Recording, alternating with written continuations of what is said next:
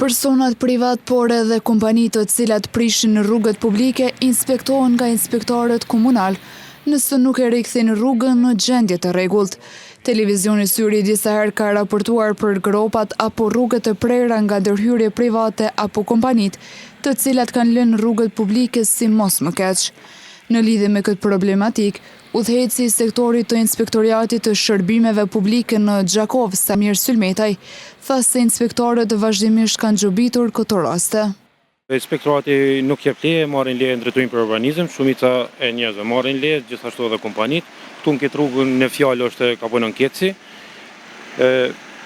Shumica gropave në qytet janë bo për Radoniqit.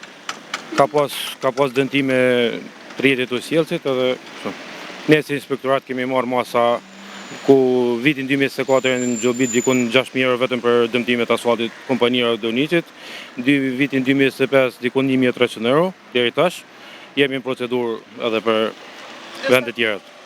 Përveç kompanive, gjobitjes nuk i kanë shpëtuar as qytetarët. Sulmetaj thotë se për personat privat që kanë kryer punime pa leje, gjobat variojnë nga 1.000 deri në 1.500 euro. Gjobat cilën prej 300 deri 1.000-1.500 varësisht për dëmtimit rrugës. A ka pas raste edhe të këtë dy vitet të cilët keni shpërndar gjoba? Po, vitin e kalun, 2024, dhe kemi dikun 27 gjoba me zgabofsha, të persona privat, do më thonë shtëpia edhe shtu, që nuk kanë marrë pëlqim. Disa kanë pas pëlqimi, nuk kanë kthy në afatin e dur, po ka gjoba, po definitivisht ka gjoba. Sulmetaj apeloi te qytetarët që të jenë më të kujdesshëm në këtë drejtim, sepse nëse nuk i respektojnë rregullat, do të gjobiten konform ligjeve në fuqi.